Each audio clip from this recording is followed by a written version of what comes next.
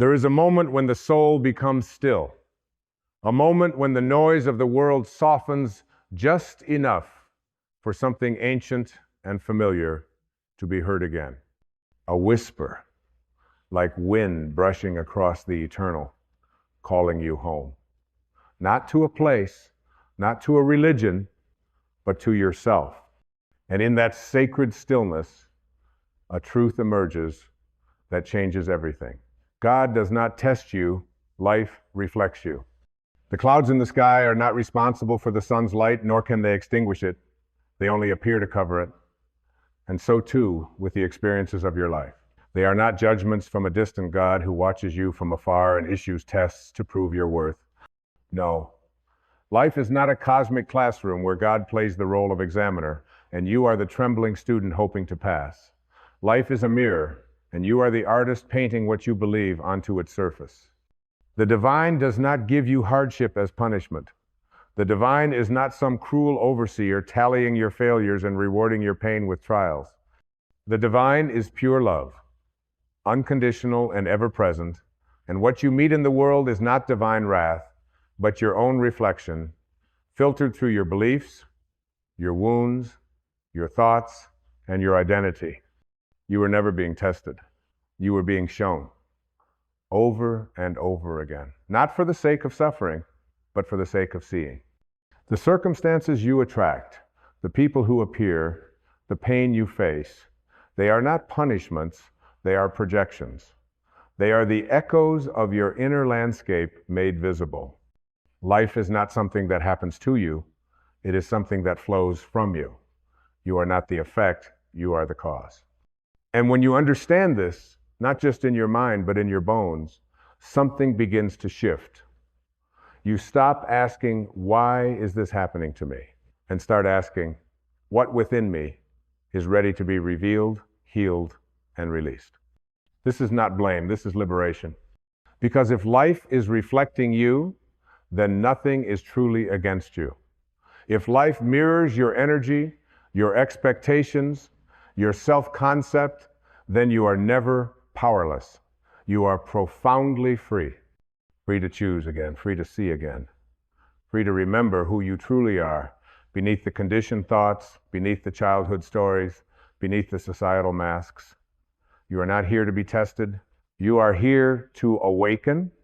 The idea that God tests you comes from fear. It comes from the wounded child inside you that learned to equate love with performance, acceptance with suffering. It comes from generations of conditioning taught to revere a God of judgment rather than a God of love. But God is not watching you, God is within you.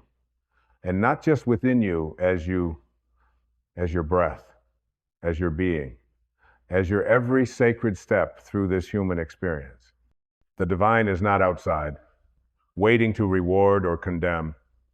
The divine is the source of your consciousness, the silent space between your thoughts, the formless awareness witnessing the play of your life. God does not sit on a throne in the clouds, handing out suffering like lessons. No. The presence of God is like the sky, vast, unshakable, and always there, no matter the storm. Life reflects your storm, not God's will. When you carry unworthiness in your heart, life will echo it through rejection. When you believe you are alone, life will mirror it through abandonment. When you fear you are not enough, life will paint it in every face that fails to see your worth. But this is not a test, it is a revelation. It is the universe holding up a mirror and whispering, look, not to judge, but to free. Because you cannot change what you do not see. And life in its infinite love is showing you all that stands between you and your divine self. Not to harm you, but to heal you. If a child falls while learning to walk, do you say the floor is testing him? Of course not. You recognize it as part of growth. And the same is true of you. Life does not test you, it teaches you. Not through punishment, but through patterns. Not through suffering, but through reflection. Everything in your life is feedback, not verdict. And yet, how often we mistake the mirror for the cause. We look at the reflection, the pain, the heartbreak, the failure, and we cry out to the heavens, why me? But the real question is, what is this showing me? Not what did I do wrong, but what is ready to be undone. There are no enemies in your life story, only mirrors. And some of them are sharp, some of them hurt, some of them shatter the illusions you've clung to for years. But even these are not there to break you. They are there to awaken you to the truth. You are not the story. You are not the wound. You are not the identity formed in fear. You are the awareness behind it all. You are the ocean, not the wave. And when you remember this, not just intellectually, but spiritually, you stop fearing what shows up. You start welcoming it as a messenger. Even the painful parts, even the losses, even the betrayals. Because now you know they are not tests from God. They are reflections of what is seeking transformation within. The world outside will always echo the world inside. You cannot plant seeds of fear and harvest peace. You cannot dwell in lack and expect abundance to flow. You cannot carry resentment and expect love to bloom. But you can choose again, and that is your power. You were made in the image of God, and that means not an image of form, but an image of essence, of creation, of intention, of divine authorship. And authors are not at the mercy of their story. They shape it. So the question is no longer, why is this happening to me? But what story am I writing with my thoughts, with my beliefs, with the vibration I carry into each moment? This is not about shame. This is not about blame. This is about awakening to the truth of your spiritual authorship. You cannot control every event, no, but you can transform the energy you bring to it, and by doing so, you shift what it reflects back. If you want the world to reflect peace, be peace. If you want the world to reflect love, be love. If you want the world to reflect abundance, live from gratitude, not grasping. If you want the world to reflect wholeness, stop seeing yourself as broken. Because the world is not testing your strength, it is showing you where you forgot your strength. The world is not punishing your choices, it is unveiling the beliefs behind them. And those beliefs are not you. They were given to you, often unconsciously, often in pain, but you do not have to keep them. You can return them like an old costume that no longer fits the light that now radiates from within. You are not your fear. You are not your failure. You are not your family's limitations. You are not your history. You are the light that sees all of it and still chooses love. And that love is your divine inheritance. Not because you earned it, but because you are it. Let go of the idea that you must earn God's favor. You cannot earn what is already yours. You can only remember. You can only return. Life is not a test you must pass to be worthy of love. Life is a reflection inviting you to see where you stopped loving yourself so you can return to it fully, fiercely, unapologetically. Because when you return to love, you return to God. Not as something separate, but as something essential, something eternal, something that has always been the truth of you. The light was never gone. You just forgot it was inside you. You were not sent here to suffer through divine experiments. You were not tossed into life as a subject in some celestial laboratory to be examined, graded, or judged. That is the projection of a mind that still believes in separation. That is the voice of ego disguised as humility. The voice that says, I am small and the universe is vast and cruel. But the truth is this, the universe is not against you. The universe is in you. And it responds not to your words, not to your fears, not to your begging. It responds to your essence. It reflects your vibration like a mirror reflects your image. It doesn't decide what to reflect, it simply shows what is already there. And so when life seems cruel, ask gently, what am I holding that hurts so deeply to be seen? When life is silent, ask, what truth within me have I ignored for too long? When patterns repeat, ask, what in me has not yet been met with love? Because the external world is the outpicturing of your internal beliefs. Your relationships echo your sense of worth. Your work mirrors your self-expression. Your finances reflect your inner trust in abundance or fear of lack. Even the way strangers treat you often reflects how you have learned to treat yourself. You are not being punished. You are being illuminated. That ache in your chest is not a divine burden, it's a call. That betrayal you endured is not a karmic slap, it's a mirror inviting you to release the story that says you are not safe to trust. That loss you carry is not proof of cosmic cruelty, it is life showing you that clinging is not the same as loving. You are not cursed. You are not forgotten. You are not being tested by some distant hand in the sky. You are being remembered by life itself. Life is a sacred teacher, not a cruel examiner. And every soul you meet, every event you endure, every challenge you face, they all carry one secret message, whispered beneath the noise. Come back. Come back to the truth of what you are. When you were born, you came into this world with no beliefs, no fears, no shame, no guilt, just awareness, just being, just light wrapped in form. And then slowly, unconsciously, you were taught how to see yourself. You were taught how to measure your worth. You were taught to fear rejection, to seek approval, to earn love. And as you adopted these beliefs, beliefs that were never yours to begin with, life began to reflect them, not as punishment, but as guidance. Life is a faithful mirror. It cannot reflect what is not there. It simply shows you what you have chosen to carry. So, if the world feels heavy, it is time to put something down. If people continue to abandon you, it is time to stop abandoning yourself.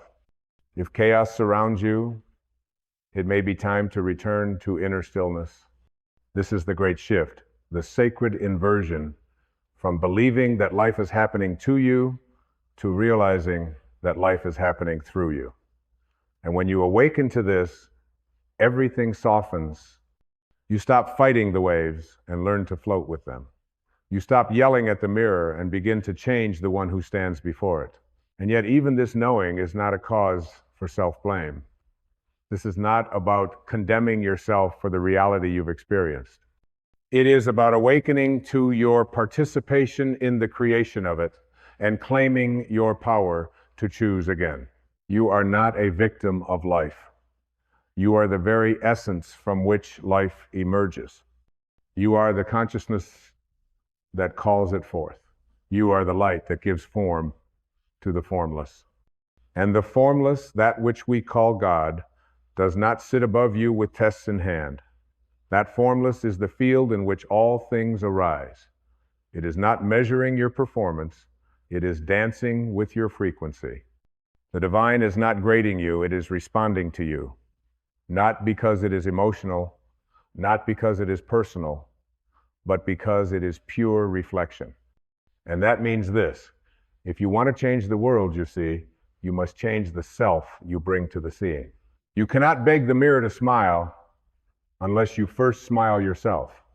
You cannot scream at the water to become still unless you still your hand.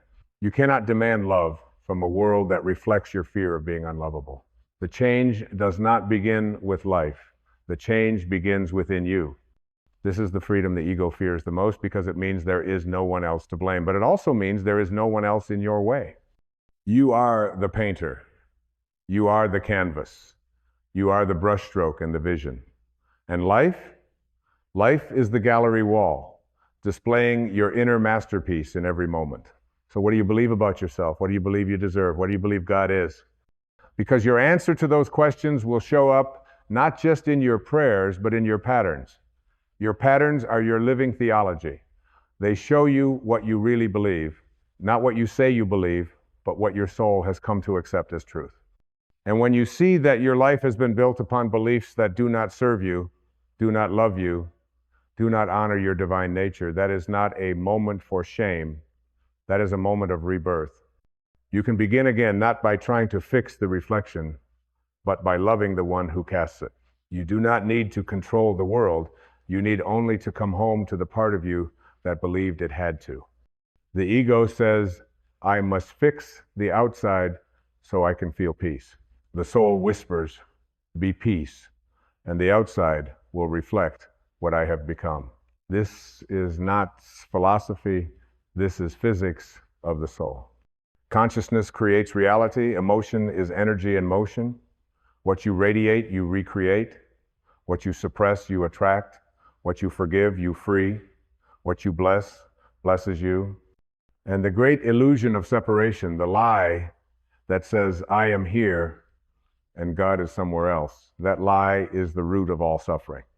Because the moment you believe you are separate from the divine, you begin to believe that life must be earned, that love must be proven, that suffering must be deserved. But none of that is true. You were born worthy. You were born whole. You were born light wrapped in flesh. And even though you forgot, even though you were taught otherwise, even though the world mirrored back a story of lack and fear, that light has never gone out. It cannot be taken. It cannot be tested. It can only be remembered. And life, beautiful, painful, miraculous life, is the great remembering. Each mirror you encounter, whether gentle or jagged, is a divine invitation. Will you recognize yourself in this? Will you reclaim the power you gave away? Will you love the part of you that forgot how lovable it truly is? This is not about denial. This is not about spiritual bypass.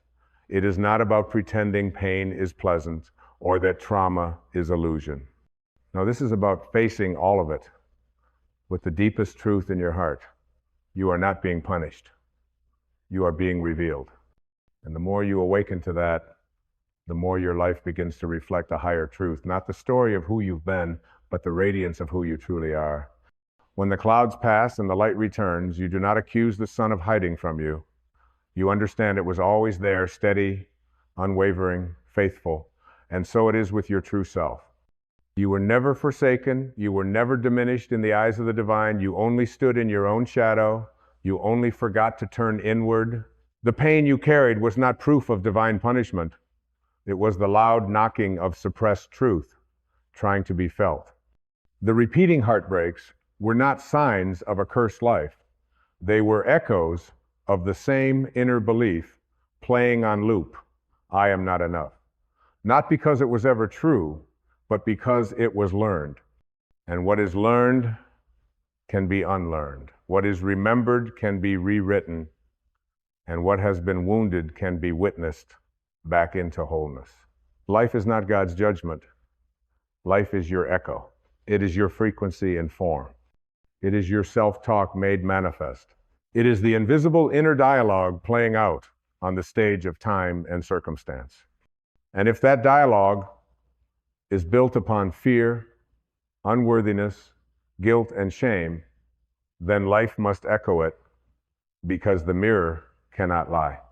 But if that inner dialogue begins to shift, begins to soften, begins to remember the truth that you are divine, that you are enough, that you are safe, then life too begins to shift.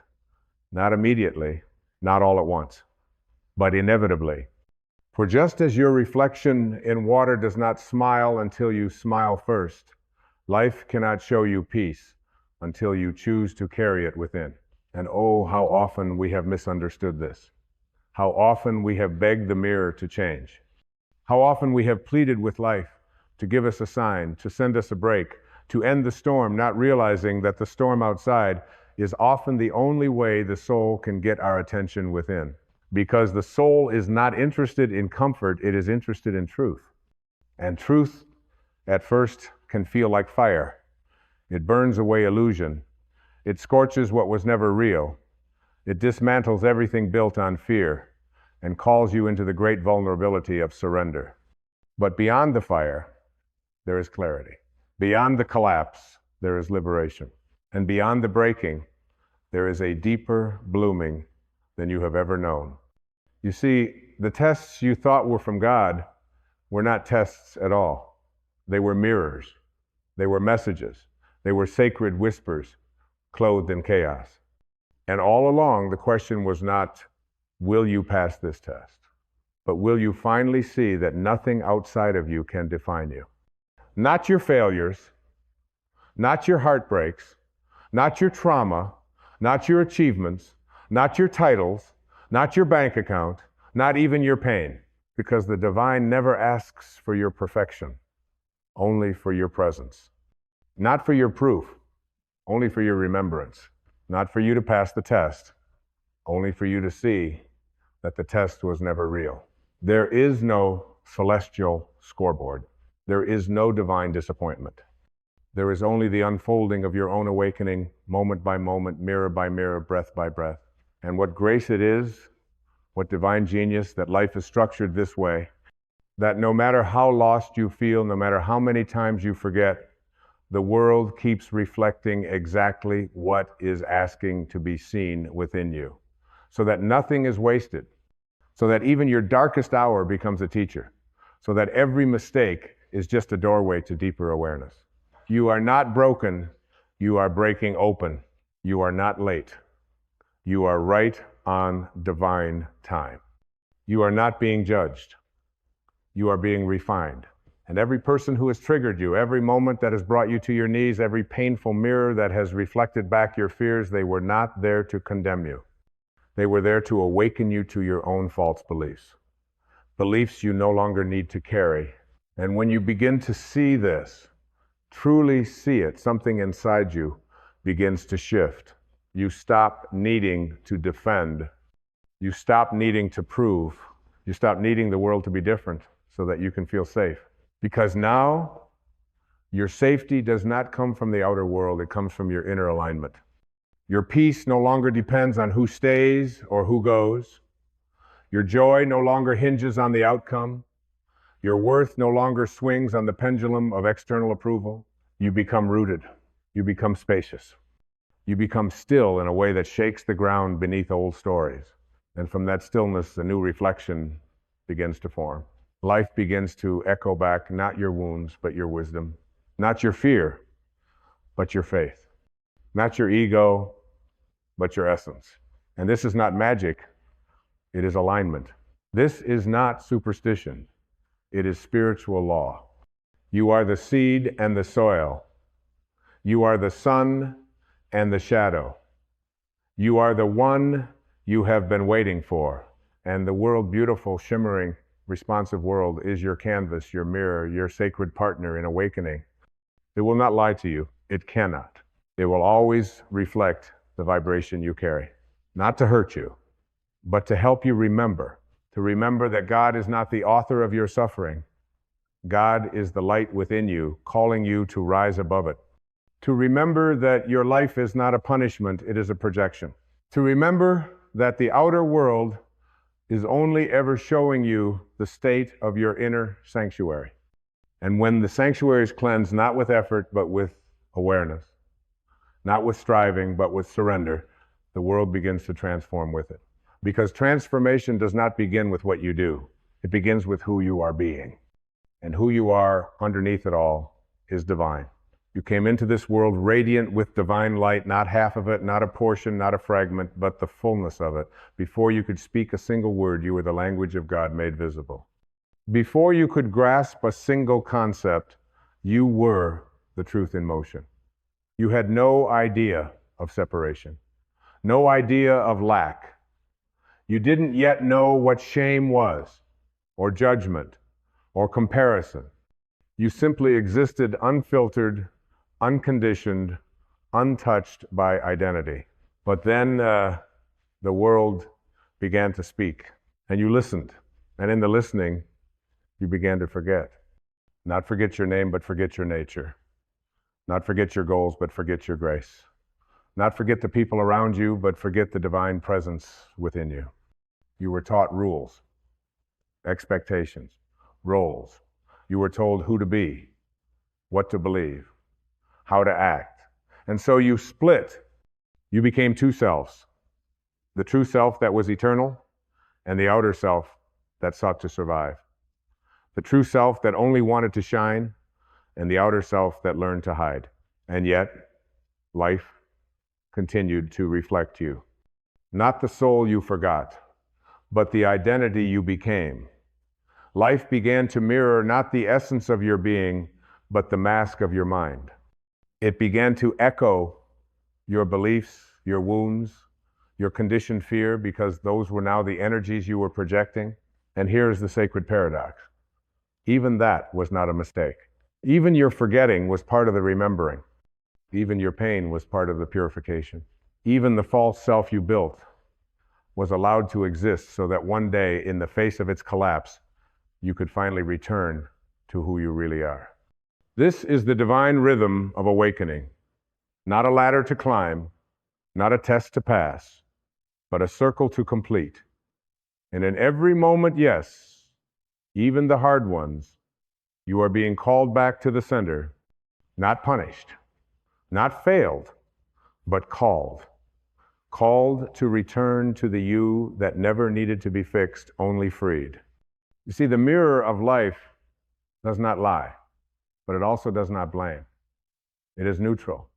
It is sacred. It is wise. It gives you back exactly what you give it so that you may know yourself more clearly, so that you may come home to the parts you abandoned, so that you may reclaim the wholeness that was never truly lost, only hidden. And the longer you chase external change without internal awakening, the more distorted the reflection becomes.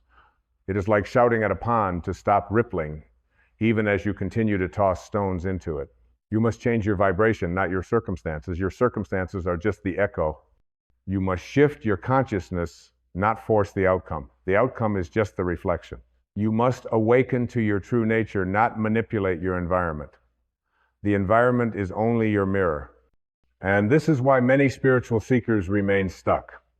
They try to use spirituality to manipulate life, to pass the test, to earn the prize, not realizing that there is no prize greater than presence, no reward more divine than remembering God is not holding the finish line.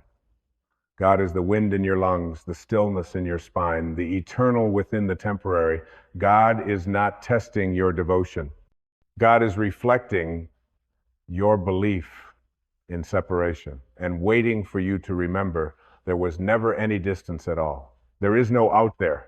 There is only you and the mirror, you, and the projection, you, and the infinite playground of your own awareness made visible through time and space, and what freedom lives in this knowing. Because now you don't have to wait for life to get better in order to feel whole. You don't have to wait for others to change in order to find peace. You don't have to control the future or fix the past or explain the pain. You need only return to the stillness. You need only drop beneath the story. You need only ask one sacred question. What is this showing me? And then listen not with fear, but with love. Because whatever arises, no matter how uncomfortable, is not there to destroy you. It is there to show you where love was left out and where it is now ready to return. That is all healing is. The return of love to the places it was once denied. And life, your divine companion, will keep bringing you back to those places again and again, not as punishment, but as sacred opportunity. Opportunity to choose again, to love again, to be again, to see not just the reflection, but the light that creates it. And when you see clearly, you no longer fight with life. You dance with it. You respond instead of react. You bless instead of curse. You learn to thank even the discomfort because you know it is carrying a message, not a judgment. And that message is always this: come home. Come home to your power. Come home to your peace. Come home to the divine in you. Not because you passed the test, but because there was never a test to pass. Only a light to remember. Only a truth to reclaim. Only a self to reawaken. The mirrors you fear are often the ones most ripe with grace. That angry person, that harsh experience, that moment that cracked your heart wide open, they are not detours. They are awakenings, dressed in the garb of discomfort. They are not there to punish, but to peel away the layers of who you never were. They are invitations back to the center of your being, the divine still point beneath all suffering. The stillness where you do not need to prove or earn or beg. The stillness where you are enough, not because you finally succeeded, but because you finally stopped pretending. All this time, the reflection you called life was never trying to defeat you. It was trying to wake you up. Wake you up from the trance of forgetting, from the story of separation, from the illusion that you are anything less than sacred. And yes, some mirrors were painful. Some people arrived as storms, shaking the very ground you stood on. Some moments shattered the illusions you clung to. But even these, especially these, carried the fingerprints of grace. For it is often through our breaking that the light most clearly enters. And it is often through the mess of our becoming that the miracle is born. You were never asked to pass a test. You were asked to see what within you still believes in separation, to see where you've withheld love from yourself, from others, from this moment, to see where you have clung to the identity of the one who must suffer, and then to release it, to drop it like old skin, to surrender it, not in weakness, but in radiant trust, the kind of trust that comes when you finally understand there was never anything wrong with you. There was never a reason to be tested. There was only a forgetting. And now there is a remembering. You are not a student under judgment. You are a soul returning home. And home is not a place you arrive at after proving your worth.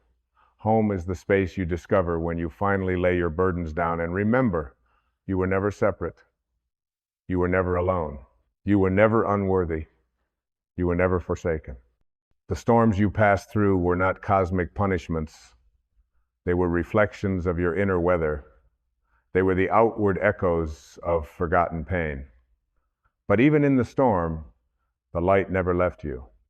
Even in your lowest moments, the mirror remained faithful, unblinking, honest. And now, perhaps for the first time, you can look into that mirror and no longer see shame. Now, you can see God not as someone above you, but as the light behind your eyes. Now, you can see life not as a test to be endured, but as a masterpiece in the making. Now, you can meet your reflection and say, I remember. I remember that I am not this ego, not this fear, not this history. I am not my failures. I am not my patterns. I am not my trauma. I am the awareness that watches it all. I am the light beneath the story. I am the divine, made visible for a little while, learning how to love again. And this is what life has been reflecting all along the journey, not toward perfection, but toward presence. You do not need to win your life.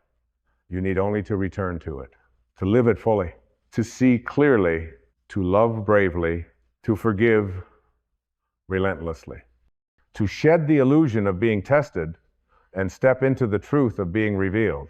And when you do, the reflection changes. Not because the mirror has power, but because you remembered the one who does. When you stop waiting to be worthy, life stops reflecting unworthiness. When you stop clinging to pain, life stops offering lessons in suffering. When you stop asking why it's so hard and start asking what within you is calling to be healed, the path softens. Not because the world has changed, but because you have. And in your change, the mirror shifts. In your surrender, the storm clears. In your return, the illusion dissolves. There is nothing more to prove. There is nothing more to earn. There is only this breath, this sacred, miraculous breath. And in this breath, God is not far. God is not testing. God is here. God is the witness, the breath, the space, the spark. God is not handing out suffering. God is holding you in love, even when you forget what love feels like. And when you begin to live from that truth, when you stop seeing yourself as the tested and begin living as the presence behind the mirror, you become a walking reflection of grace. Not because you finally passed, but because you finally saw that there was never a test. There was only a path back to wholeness. And now the path is open. The walls are gone. The story is burning gently at your feet. And in its place, stillness, radiance, the quiet knowing that you are free. Free to let go, free to walk in love, Free to see the world not as a battle, but as a blessing. Free to meet every moment not as a threat, but as a mirror of your inner light. And oh, how that light shines now. Not because it is new, but because it is remembered. And when light is remembered, everything changes. The mirror reflects joy. The world reflects peace. Life becomes what it always was underneath the fear, a sacred echo of your own divinity. And so you rise, not because you finally earned it, but because you finally stopped dimming the truth. You rise in the fullness of your presence. You rise in the beauty of your surrender. You rise in the knowing that nothing was ever missing, only misunderstood. And now the misunderstanding is over. You see clearly. You walk gently. You live awake. You are not being tested. You are being reflected. And now, at last, you reflect love. And in the still hush of that final realization, the soul rests, not in victory, not in performance, but in peace. The soft thunder of truth echoes across your being.